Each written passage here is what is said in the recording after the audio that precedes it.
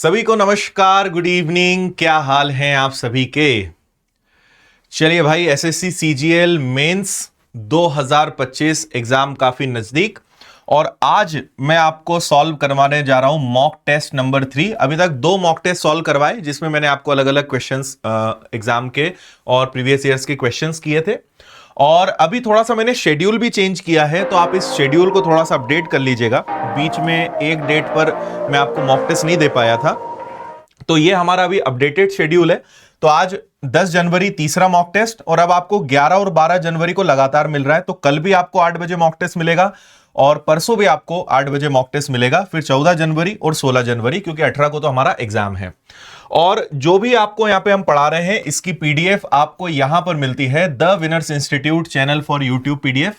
तो इस पर यूट्यूब पर होने वाली सभी क्लासेस की पीडीएफ हम अपलोड करते हैं और ये हमारा विनर्स का मेन चैनल है, इससे भी आप जुड़ जाएं। सभी के लिंक डिस्क्रिप्शन में है। तो आइए, पहला सवाल आपके सामने है। एक बार इस सवाल को आप पहले अच्छे से पढ़ लीजिए, फिर हम मिलकर इसको सॉल्व करते हैं। मैं आपको थोड़ा सा गायब होकर क्लियर दिखा रहा हूं यहां पर कि क्वेश्चन में क्या है। बस आप प्रश्न को अच्छे से पढ़ लीजिए सब लोग।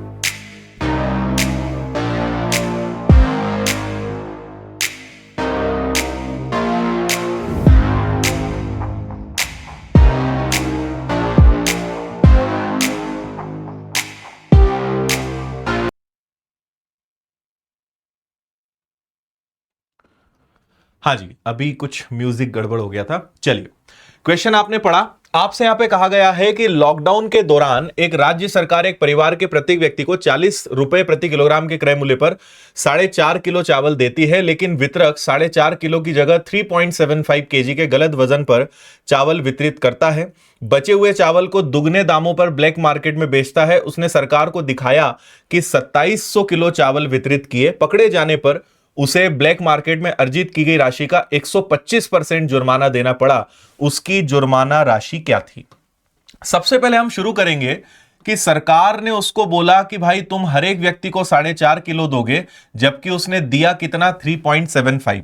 तो पहले तो हम 4.5 किलो और 3.75 का रेशो बनाते हैं।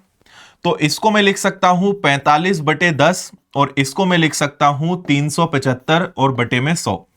यहां पे आपके एक जीरो से एक जीरो कैंसिल हो जाएगा और इसके अलावा 15 से ये दोनों चीजें कैंसिल हो सकती है।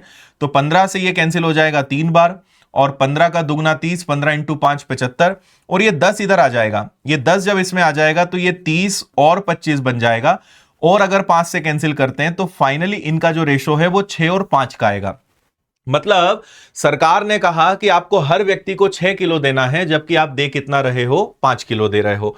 तो अब यहां पर देखो कि 6 के रेशो में देना था, आपने 5 के रेशो में दिया। उसने यह भी कहा कि मैंने 2700 किलो दिया, ठीक है, जबकि उसने चोरी करी है। अगर 6 की वैल्यू 2700 है तो हम ये नहीं देखेंगे कि 5 की वैल्यू क्या, हम ये देखेंगे उसने चोरी कितने की करी, यानी चोरी करी है 1 की। 6 पर 1 की चोरी करी है, 27 किलो उसने दिखाया है ना। देना चाहिए था 6 लेकिन दिया है 5, यानी 1 अनुपात में चोरी करी है। अगर 6 की वैल्यू 2700 है तो 1 बराबर कितना? तो 2700 अगर 6 के बराबर है तो 1 बराबर कितना? तो 6 का भाग दे देते हैं।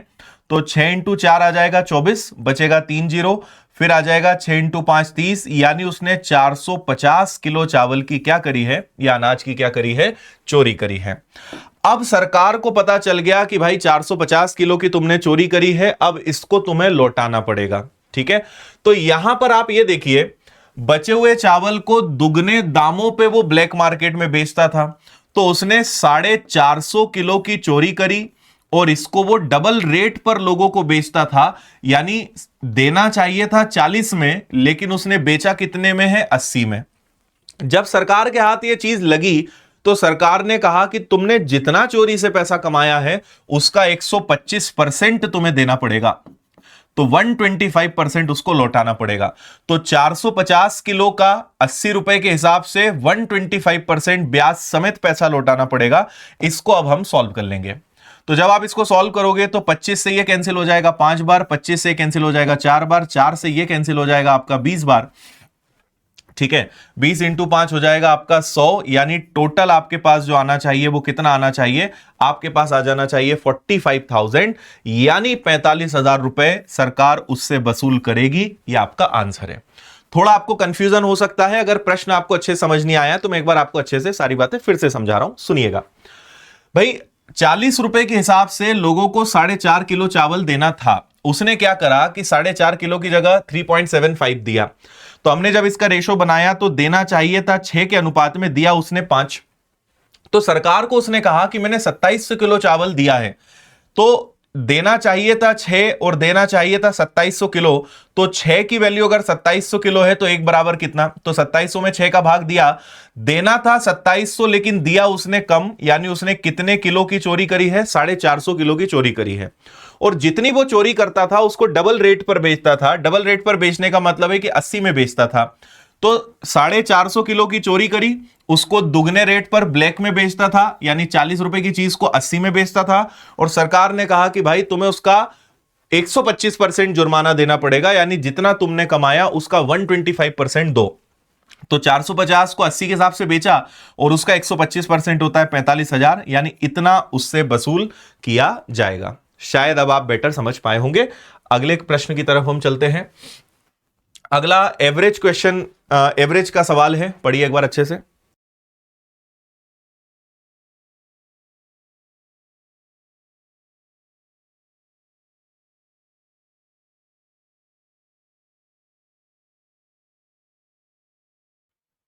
देख लिया भाई सभी ने, आ जाओ। 14 व्यक्तियों में से 13 व्यक्तियों का औसत वजन 78 किलो है। देखना, 14 लोगों में से 13 व्यक्तियों का जो वजन है वो कितना है, 78 किलो है। अच्छी बात। 14वें व्यक्ति का वजन सभी 14 व्यक्तियों के औसत वजन से 39 केजी है। अब आपको इसके लिए औसत चैप्टर का ज्ञान होना चाहिए, और अगर आपने औसत चैप्टर मुझसे पढ़ा है तो आपके लिए सवाल में बिल्कुल भी कोई दम वाली बात नहीं है। एक कॉन्सेप्ट मैं बताता हूं जिसको हम टीचर कॉन्सेप्ट कहते हैं, उसके तहत अगर नहीं पता है तो आप YouTube पे औसत चैप्टर सर्च करिए, मैंने उसमें टीचर कॉन्सेप्ट बताया है, वो आप अगर देखोगे तो आपसे सवाल हमेशा अच्छे से बनेगा। खेल समझना आप क्या हुआ है। 14वें व्यक्ति का वजन उनके औसत से, सभी के औसत से 39 ज्यादा है। जैसे ही 14 व्यक्ति आता है उनका जो भी औसत है उससे 39 उसका वजन ज्यादा ही है। तो हमने हमेशा सीखा कि भाई जब भी कुछ चेंज आता है, औसत पहले 78 था बाद में ये हो गया, जितना भी अंतर होता है, जितना भी डिफरेंस होता है उसका असर 13 लोगों पे पड़ता है, तब जाके ही 39 आया होगा। जो भी अंतर था उसका असर 13 लोगों पे पड़ा तब जाके 39 हुआ। तो ये 39 अगर आया तो 13 में किसका गुणा करें कि 39 आए, तो मुझे पता चला कि यहां पे जो अंतर है वो कितने का है, यहां पर अंतर 3 का है, यानी यहां पे औसत 3 ज्यादा होगा। तो अगर पहले औसत 78 था तो यहां 3 ज्यादा होगा, 78 में 3 जोड़ा यानी 81, और उसमें 39 और जुड़ेगा तो 9 और 1 10, 8 3 11 और 1 12, जो 14वां व्यक्ति है उसका वजन कितना है, 120। ये मैंने थोड़ा आपको डिटेल लॉजिक बता दिया कि आखिर इसमें करना क्या है। ठीक है, नेक्स्ट टाइम आपको कुछ नहीं करना है, आपको यह देखना है कि भाई उसका वजन 78 तो होगा ही होगा, उसका वजन 78 तो होगा ही होगा। और उसके आने से, ठीक है, 14वें व्यक्ति का वजन सभी व्यक्तियों के औसत वजन से 39 किलो ज्यादा है। तो ये जो 39 है ना, ये पूरे 13 लोगों में बटा होगा। ठीक है, ये जो 39 है 13 लोगों में बटा होगा। या फिर आप एक डायरेक्ट काम कर सकते हो कि यहां पे डायरेक्ट आप 14 और 3 का मल्टीप्लाई कर सकते हो, है ना। 78 है, 39 है, खैर ठीक है, आप उसमें भी जाओगे तब भी थोड़ा सा कंफ्यूज होंगे, क्योंकि 14 आ जाएगा, फिर 14 का आप यहां पे 3 गुना करके इसमें 42 जोड़ोगे तब भी आंसर आ जाएगा। आप इस पे छोड़ो, इससे समझो, इससे कभी आपको कंफ्यूजन नहीं होगा। भाई 13 लोगों पे कितने का असर पड़े कि 39 हो जाए 3 का, तो उनका एवरेज 78 था, उसमें 3 और जुड़ गया, यानी बाद में उनका एवरेज 81 हो गया, उनका एवरेज 81 हो गया। ये 39 भी उसी का है, यानी उस नए व्यक्ति का जो वजन है वो कितना होगा, 120, 120। उम्मीद है आप समझ पाए होंगे। ठीक, चला जाए आगे। चलिए, नेक्स्ट टाइम एंड डिस्टेंस, समय और दूरी चैप्टर का एक सवाल है। विपिन किसी यात्रा की 1/3 दूरी 30 की चाल से शेष दूरी को 40 की चाल से तय करता है, उसे यात्रा पूरा करने में कुल 12 घंटे लगे, तो यात्रा की कुल दूरी क्या है? देखो, आपको औसत चाल का एक फॉर्मूला पता होना चाहिए।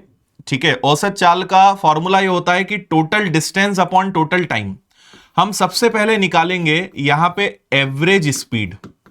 हम क्या निकालेंगे भाई? Average speed. तो वो होता है total distance upon total time, कुल दूरी बटे कुल समय। अब यहां पे दूरी नहीं दी है, उन्होंने कहा कि 1/3 दूरी। तो 1/3 दूरी का मतलब क्या हुआ? हम अपने मन से मान लेते हैं कि माना टोटल दूरी है 3। ठीक है, तो 3 का टोटल दूरी 3 किलोमीटर है, तो उसका 1/3 मतलब 1। तो 1 किलोमीटर वो 30 की चाल से चला, तो बचे कितने? 2 किलोमीटर। वो किस चाल से चला? 40 की चाल से चला, है ना। और इस यात्रा को पूरा करने में उसको कितना समय लगा है? इस यात्रा को पूरा करने में उसको 12 घंटे का समय लगा है। तो यात्रा की कुल दूरी कितनी है? तो पहले हम क्या करेंगे? पहले हम औसत चाल पता लगाएंगे। अभी 12 घंटे को यूज मत करो, उसको हम बाद में यूज कर लेंगे। ठीक है, पहले हम औसत चाल निकालते हैं, एवरेज स्पीड पता लगाते हैं। अब आप बोलोगे सर ये आपने क्या किया? मैंने कहा टोटल डिस्टेंस, कुल दूरी हमने अपने मन से मानी कि माना टोटल दूरी कितनी है? 3 किलोमीटर है।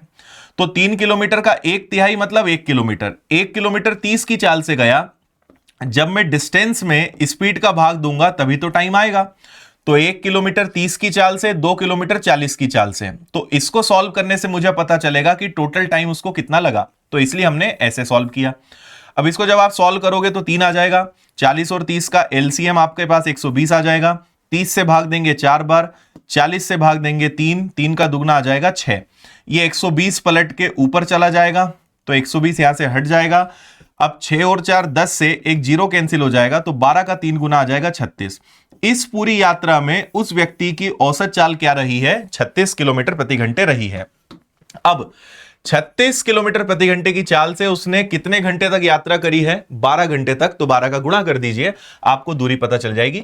तो 12 इंटू 6 72, कैरी हो गया आपका 7। 36 में आपने 7 जोड़ दिया, उस व्यक्ति ने 432 किलोमीटर की दूरी तय करी होगी। ऑप्शन सी आपका आंसर है, 432, 432। ठीक है, आपने ये औसत चाल निकाली है, इसको कहेंगे एवरेज स्पीड। और एवरेज स्पीड को टाइम से मल्टीप्लाई करेंगे तो हमें डिस्टेंस पता चलेगी कि कुल दूरी कितनी है। इसलिए आंसर आपका कितना आया? 432, 432।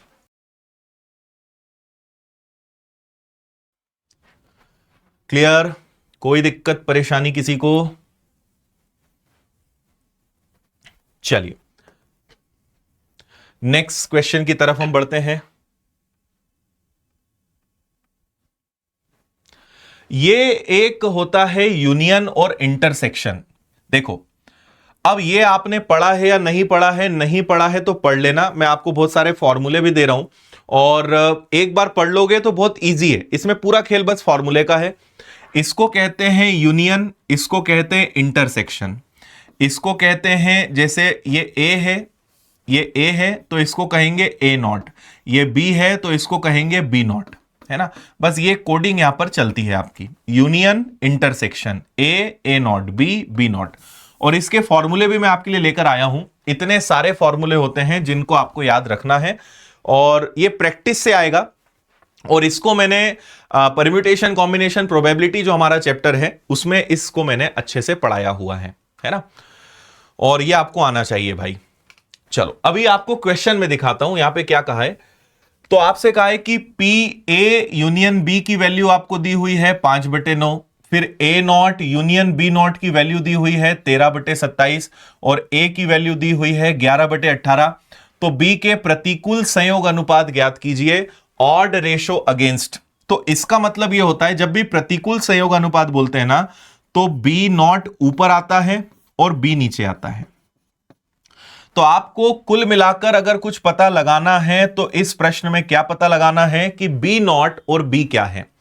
तो अगर बी पता चल गया तो बी नॉट पता लगा सकते हो, और बी नॉट पता चल जाए तो बी, क्योंकि दोनों का योग 1 होता है। मान लो आपको पता चल गया कि भाई बी की जो वैल्यू है वो 1/4 है, तो बी नॉट की वैल्यू क्या होगी? 4 में से 1 गया तो बचा 3/4। तो हम एक में से किसी को भी घटा के नॉट से कन्वर्ट कर सकते हैं, है ना। तो अब यहां पर हम सबसे पहले आते हैं, हमें तीन चीजें दी हुई है और हमारी नजर है कि या तो हमें बी पता चल जाए या हमें बी नॉट पता चल जाए, कुछ तो पता चले। अब जो हमें यहां पर वैल्यूज दी हुई है उसके अकॉर्डिंग हम आगे चलते हैं और यहां पे क्वेश्चन को सॉल्व करते हैं, ठीक है। तो आपको यहां पर क्या कहा गया है, हमारा एक फॉर्मूला होता है कि P A not union B not, हम इसका फॉर्मूला ले लेते हैं। A not union B not का फॉर्मूला हम ले लेते हैं। तो इसमें यह होगा कि जब नॉट लेंगे तो यहां पर भी नॉट आएगा, यहां पर भी आपका नॉट आएगा। इनमें बस फॉर्मूले में बहुत कंफ्यूजन होता है ना। जैसे आपको यहां पे दिखेगा हम कौन सा फॉर्मूला यूज कर रहे हैं। एक तो ये वाला हो सकता है, लेकिन फिलहाल इसको हम यूज नहीं कर रहे हैं। ए और बी दोनों होने चाहिए यहां पर। तो यहां पर शायद ये वाला और मेंशन नहीं है अलग से, है ना। ये वाला तो यूनियन में तो मेंशन है, लेकिन जो पर्टिकुलर हम नॉट वाला जो फॉर्मूला यूज कर रहे हैं ना, ये वाला मेंशन नहीं है। तो ठीक है, मैं इसको लिख देता हूं पी, और ये आ जाएगा ए नॉट इंटरसेक्शन बी नॉट, ठीक है। ए नॉट इंटरसेक्शन बी नॉट। अब हम सबसे पहले यहां पर सभी चीजों की वैल्यू रखेंगे। तो आप मेरे साथ चीजों को समझना, किसकी वैल्यू क्या क्या आएगी। जो जो दिया हुआ है पहले उसको रख दो। तो A not union B not, तो ये हो जाएगा आपका 13/27। अच्छा, ए नॉट आपके पास है क्या। अब देखो आपके पास ए की वैल्यू 11/18 है, 11/18 ए की वैल्यू है। तो 18 में से 11 गया तो हमारे पास कितना बचेगा भाई, हमारे पास बचेगा 7/18। ये ए नॉट की वैल्यू है। अगर ये ए की वैल्यू है तो ए नॉट क्या हो जाएगा, 18 में से 11 गया तो ये आ जाएगा आपका 7/18। अच्छा, बी के बारे में तो हमें कुछ पता ही नहीं है, बी और बी नॉट के बारे में तो हमें कुछ पता ही नहीं है ना। तो उनको बाद में देखेंगे। अब आप यहां पर ये देखिए कि क्या आपको यहां पे ए नॉट इंटरसेक्शन बी नॉट दिया है क्या। हमें यहां पर ए यूनियन बी दिया हुआ है, लेकिन ए नॉट इंटरसेक्शन बी नॉट हमारे पास यहां पर है क्या, नहीं है। तो इसको निकाला जा सकता है 1 में से माइनस करके। अगर 1 में से इसको माइनस कर दिया जाए तो इसकी वैल्यू मिल जाती है। तो 1 में से अगर मैं इसको माइनस करूं 5/9 को, तो 9 में से 5 जाएगा तो ये क्या आ जाएगा, 4/9। ये आ जाएगी इसकी वैल्यू 4/9, ठीक है। 1 minus A union B minus किया जाए तो आपको A not intersection B not की वैल्यू प्राप्त हो जाती है, ठीक है। अब इसको आप जब सॉल्व करोगे तो हमने दो चीजों को यहां पे सॉल्व किया, एक तो ये और एक ये, है ना। इन दो से हमने, इससे आपने ए नॉट पता लगाया, इससे आपने ए नॉट इंटरसेक्शन बी नॉट पता लगाया, और ये आपको 13/27 पहले से दिया हुआ था। जब मैं इसको सॉल्व करूंगा तो मुझे बी नॉट की वैल्यू मिल जाएगी और बी नॉट से बी मिल जाएगा, हमारे प्रश्न का आंसर आ जाएगा। ये आपको अभी अगर पहली बार पढ़ रहे हो ना तो आपका दिमाग काम नहीं करेगा, आपको लगेगा ये क्या चल रहा है यार। लेकिन एक बार पढ़ लोगे, सिंपल फॉर्मूले का खेल है, तो आपके लिए बहुत ईजी है। नॉट और बी नॉट कुछ भी नहीं है। चलो, तो यहां पर हम ऐसा करते हैं, इसको एक तरफ रहने देते हैं पी बी नॉट को, और ये मान लो यही है तो ये उठ के इधर आके प्लस होगा, तो ये हो जाएगा आपका 13/27। ये इधर आके हो जाएगा तो ये हो जाएगा 4/9, और ये जब इधर जाएगा तो ये हो जाएगा आपका 7/18, ठीक है। अब यहां पर आपके पास ये हो जाएगा, तो इसका एलसीएम ले लेंगे हम 54 यानी 54। 27 का दुगना है तो 13 का दुगना शायद 26 हो जाएगा। 9 का 6 गुना है तो 6 का 4 गुना 24 हो जाएगा। 18 का 3 गुना है तो 7 का 3 गुना आपका 21 हो जाएगा। अब यहां पे 26 और 24 को अगर जोड़ोगे 50, 50 में से आपका अगर 21 चला जाएगा तो आपके पास बचेगा 29/54। तो ये आपको मिला पी बी नॉट। समझ आया। तो बी नॉट की वैल्यू आपको मिल गई है 29/54। तो मुझे बताओ कि बी की वैल्यू क्या होगी। 54 में से 29 घटा दो। 54 में से अगर आप 29 घटा दोगे तो आपको बचे हुए की वैल्यू मिल जाएगी, ठीक है ना। तो 14 में से आपका 9 गया तो 5 बचा, और 4 में से 2 गया तो 2। तो आपको पी बी की वैल्यू क्या मिल गई, 25/54, 25/54। क्लियर है। अब समझना बी नॉट की वैल्यू क्या है। बी नॉट की वैल्यू है 29/54, और बी की वैल्यू क्या है, बी की वैल्यू है 25/54। तो यहां पे 54 से 54 कट जाएगा तो 29/25 सी आपके प्रश्न का आंसर आ जाएगा। यह है फुल एंड फाइनल आंसर। आया भाई समझ में।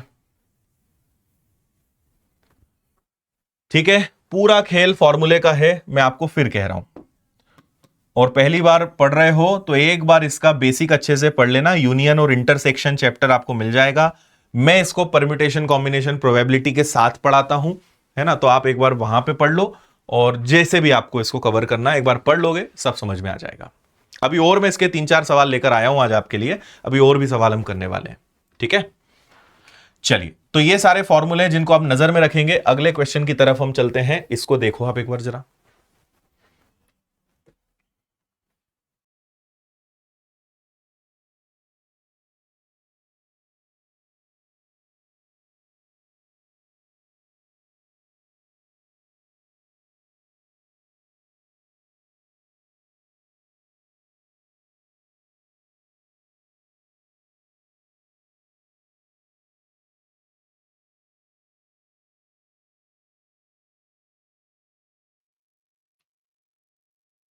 हाँ जी, हो गया।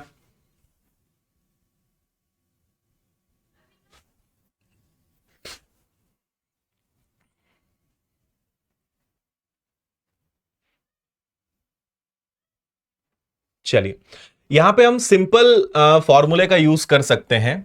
हमें पता है कि ए यूनियन बी, अगर मैं सिंपल यूनियन वाला ही फॉर्मूला लगाता हूं तो इसमें होता है कि पी ए आ जाएगा, पी बी आ जाएगा, और पी ए इंटरसेक्शन बी। आप अभी ये निकालो, फिर ए नॉट इंटरसेक्शन बी नॉट, इसकी वैल्यू हम पता लगा लेंगे। अभी जस्ट पिछले सवाल में भी मैंने आपको बताया था, क्या बताया था कि अगर 1 minus A union B minus करते हैं तो ए नॉट इंटरसेक्शन बी मिल जाता है।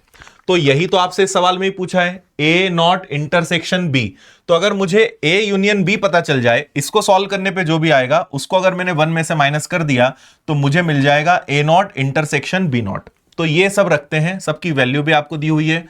ए आपको दिया हुआ है 3/8, बी आपको दिया हुआ है 1/2, और ए इंटरसेक्शन बी आपको दिया हुआ है 1/4, ठीक है। तो एलसीएम मैंने ले लिया 8, यहां 3 आ जाएगा, 2 से 4 आ जाएगा, 4 से 2 आ जाएगा, 4 3 7, 7 में से 2 गया तो आपके पास बचा कितना, 5/8। अब ये 5/8 किसकी वैल्यू है भाई, 5/8 आपकी पी मतलब ए यूनियन बी की वैल्यू है, और 1 माइनस ए यूनियन बी हटा दें तो जो आंसर आता है वो A intersection B, A not intersection B not में आता है। तो 8 में से 5 गया, 3/8 आपके प्रश्न का आंसर आएगा, ऑप्शन बी, 3/8, 3/8। बताइए अच्छे से समझ में आया या नहीं।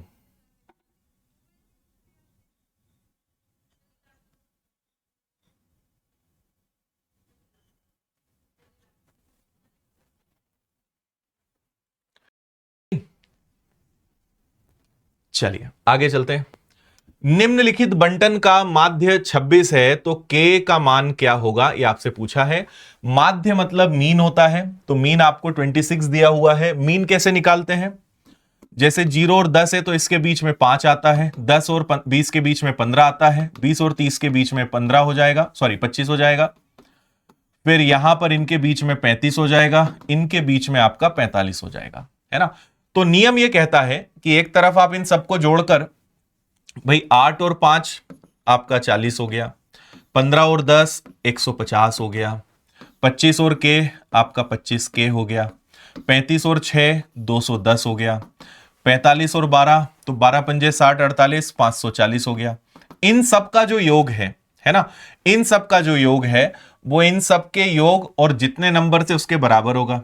तो अगर आप यहां पे देखें तो 10 और 8 18, 12 और 6 18, 18 और 18 कितना हो गया, 36 प्लस के, सबका टोटल कितना हो गया 36 के, और एक मिनट, और इन सबका माध्य कितना है तो 26 है, तो इन सबको जोड़ा तो 36 के इंटू 26 के बराबर होगा, 36 प्लस के इंटू 26 के बराबर होगा।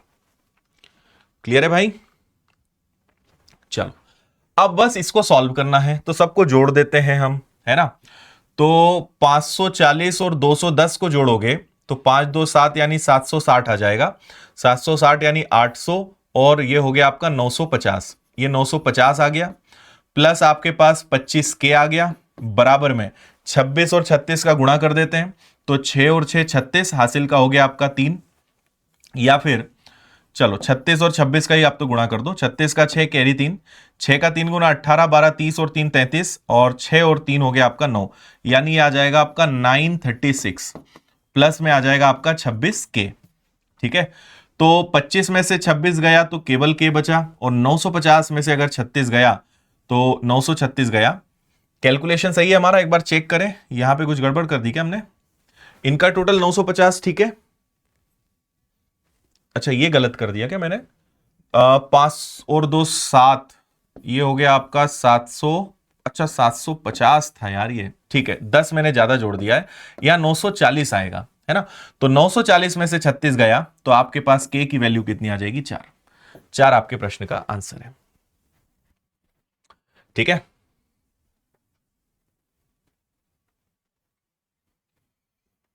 ओके, चलिए आगे चलते हैं। एक बेईमान व्यापारी अपने माल पर 50% अधिक मूल्य अंकित करता है, फिर उस पर 20% की छूट देता है। इसके अतिरिक्त वह एक दोषपूर्ण तराजू का उपयोग करता है जो 900 ग्राम के लिए 1 किलोग्राम दिखाता है। उसका शुद्ध लाभ प्रतिशत क्या है? बेईमान दुकानदार, जिसको हम डिसऑनेस्ट शॉपकीपर कहते हैं, उससे जुड़ा हुआ यह प्रश्न आपके सामने है। ठीक है, देखो पहले इस चीज को शॉर्ट आउट करते हैं कि भाई हर चीज अपने आप में 100 होती है। आपने पहले उसका रेट 50% बढ़ाया, यानी 150 कर दिया, और फिर उस पर 20% की आपने छूट दे दी।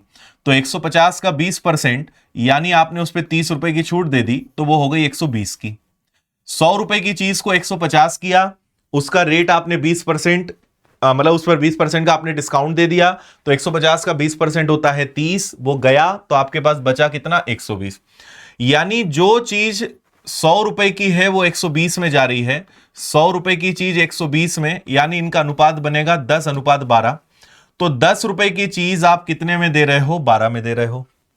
10 रुपए की जो चीज है वो आप कितने में दे रहे हो? 12 में दे रहे हो। तो आप कहोगे ठीक है सर, लेकिन आप क्या करते हो? 900 ग्राम के बदले 1 किलो, मतलब सॉरी 1 किलो के बदले 900 ग्राम, आप ग्राहक से तो 1 किलो यानी 1000 ग्राम का पैसा ले रहे हो, लेकिन आप उसको दे कितना रहे हो? 900 ग्राम।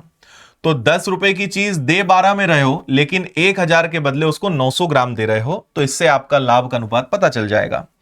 तो आपके 3 जीरो से तीनों जीरो गए, 3 तिया 9, 3 इंटू 4 12। 3 रुपए की चीज 4 में, 1/3 का लाभ, और 1/3 का मतलब आपको पता है 33.33% का लाभ होता है, जो कि ऑप्शन डी के बराबर है, 33.33। क्लियर?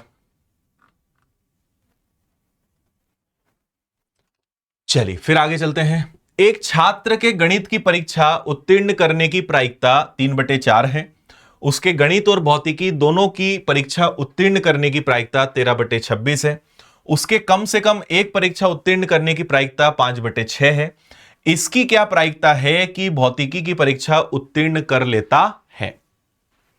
ठीक है,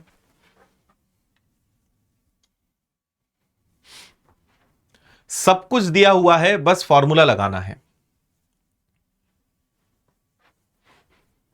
ठीक है, देखो अभी हमने जो एक फॉर्मूला लगाया था ना, A union B is equal to A plus B minus A intersection B. ठीक है, सब कुछ दिया हुआ है। देखो यूनियन मतलब क्या? उसके गणित और भौतिक दोनों में पास होने की जो प्रायिकता है, तो वो है 13/26। इसको कहेंगे ए यूनियन बी। दोनों विषय में पास होने की प्रायिकता क्या है? तो उसको हम कहेंगे 13/36। सॉरी 36 है ना, 13/36।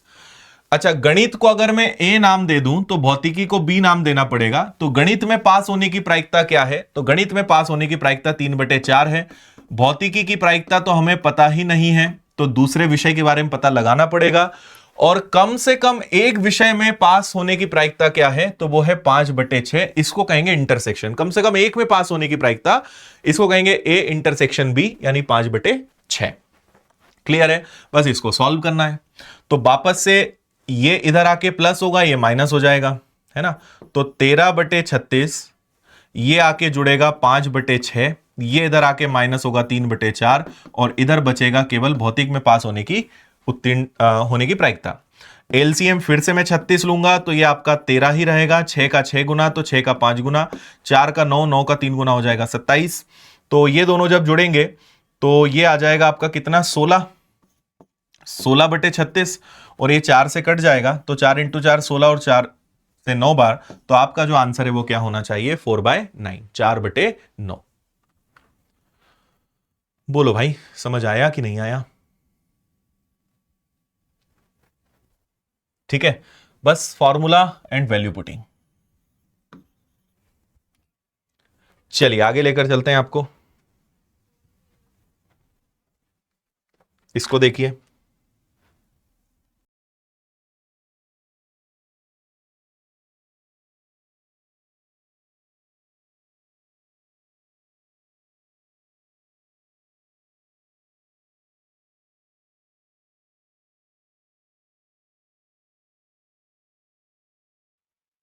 हो गया। ऊंचाई और दूरी का एक बहुत अच्छा सवाल है। 150 मीटर चौड़ी एक सड़क के दोनों ओर समान ऊंचाई वाले दो खंभे लगे हुए हैं। इन खंभों के बीच सड़क के एक बिंदु से खंभों के उन्नयन कोण x डिग्री और y डिग्री इस प्रकार हैं कि 10x 2/5 है, 10y 3/5 है। प्रत्येक खंभे की ऊंचाई क्या होगी? देखो, तो 150 मीटर चौड़ी एक सड़क के दोनों ओर समान ऊंचाई वाले दो खंभे लगे हुए हैं। तो आप ऐसे समझो कि ये एक सड़क है जिसकी लंबाई कितनी है, जिसकी लंबाई 150 है। ठीक है, सड़क के दोनों ओर समान ऊंचाई वाले, मतलब एक खंभा अगर इधर है तो एक खंभा इधर है, और दोनों की ऊंचाई कैसी है, दोनों की ऊंचाई बराबर है। एक इधर कहीं कोण बना रहा होगा तो इसको x डिग्री कह रहे हैं, एक ऐसे कहीं बना रहा है तो इसको हम y डिग्री कह रहे हैं। ये दोनों खंभे हैं, और यहां से यहां तक की जो दूरी है वो कितनी है भाई, 150 है। 10x, तो tan थीटा का मतलब क्या होता है, लंब बटे आधार।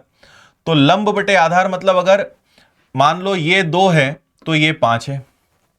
10y का मतलब है 3/5, अगर ये 3 है तो ये 5 है ना। अब आपने एक चीज पे ध्यान दिया हो तो इन्होंने कहा है कि दोनों की ऊंचाई समान है, दोनों खंभे बराबर होने चाहिए।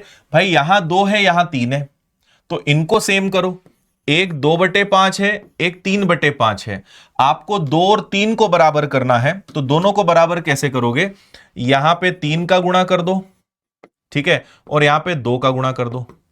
तो 3 का दुगना क्या हो जाएगा, 6, और 5 का 3 गुना क्या हो जाएगा, 5 का 3 गुना क्या हो जाएगा, यहां पर 5 का 3 गुना 15। यहां 3 का दुगना क्या हो जाएगा, 6, और यहां पर भी 5 का 3 गुना क्या हो जाएगा, 15। ठीक है, तो ये हो गया आप, सॉरी 5 का 3 गुना नहीं, 5 का दुगना 10। अब देखो दोनों तरफ खंबे की वैल्यू आपको सेम मिल गई है, क्योंकि दोनों खंबे बराबर है ना, दोनों क्या हो जाएंगे आपके, 6 हो जाएंगे।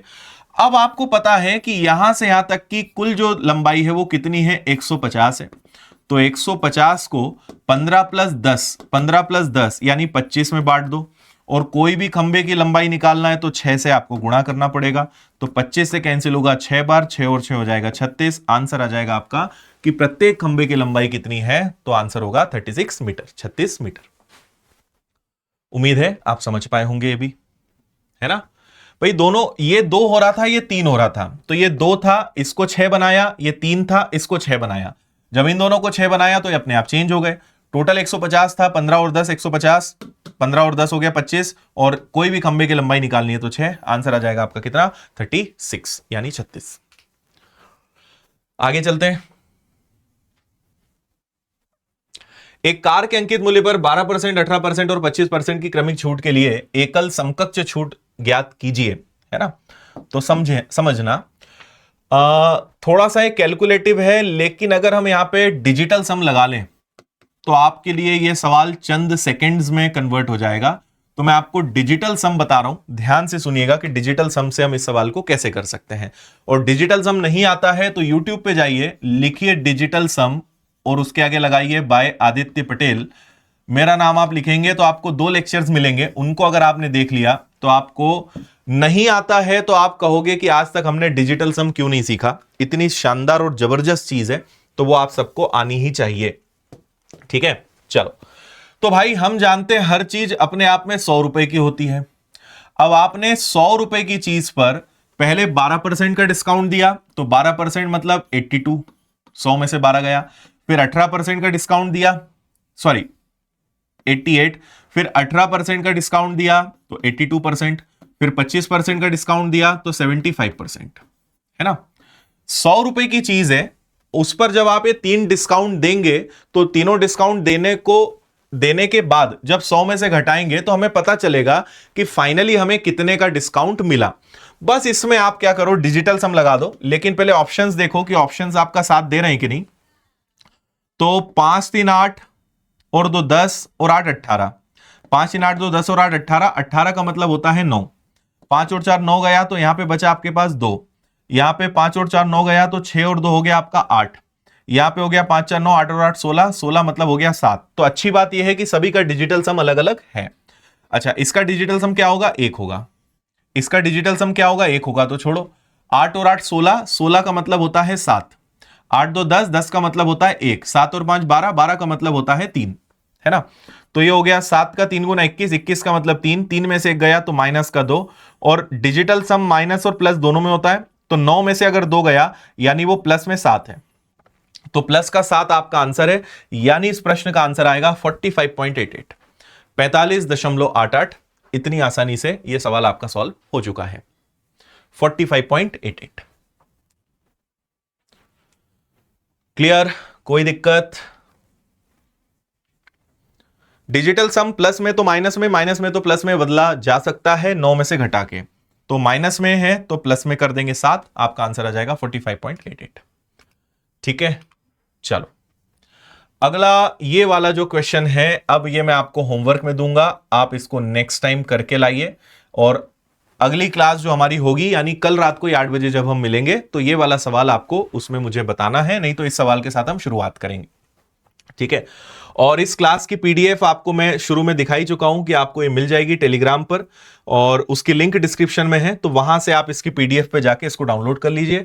और सीजीएल के लिए अच्छे से आप अपनी प्रैक्टिस चलने दीजिए, टेस्ट लगाइए, और अगर आपको सीजीएल की 0 लेवल से तैयारी करनी है तो विनर्स के एप्लीकेशन पर फाउंडेशन बैचेज है, वो आप ज्वाइन करिए, सारे सब्जेक्ट्स प्रॉपर सिलेबस के साथ। एसएससी जीडी के बैच बहुत कम फीस में टेस्ट सीरीज आपको मिल जाएगी, और भी हर परीक्षा वर्ग 2 वर्ग 3 महिला सुपरवाइजर, आबकारी आरक्षक, जीडी प्रीलिम्स का, पीएससी का प्रीलिम्स है, रेलवे एनटीपीसी ग्रुप डी, तो सारे कोर्सेज बहुत कम में आपको मिल जाएंगे। ऑफलाइन आपको पढ़ना है तो आप इंदौर आके पढ़ सकते हैं, और ये कई सारी हमारी किताबें हैं, पूरा सेट आप ले सकते हो एसएससी को लेकर। तो अब ये हमारा रिवाइज्ड है, तो आज हमारा 10 जनवरी का शेड्यूल कंप्लीट हुआ, कल हम 11 जनवरी को रात 8 बजे वापस से आपको अगला मॉक टेस्ट देंगे, फिर 12 को, फिर 14 को और 16 को। तो जो कमिटमेंट है उसके हिसाब से 7 मॉक टेस्ट आपको मिलेंगे।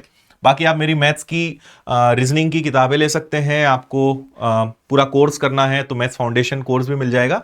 विनर्स के ऐप पर सारी चीजें मिलेंगी, किताबों के लिए आपको विनर्स पब्लिकेशंस ऐप पर जाना है।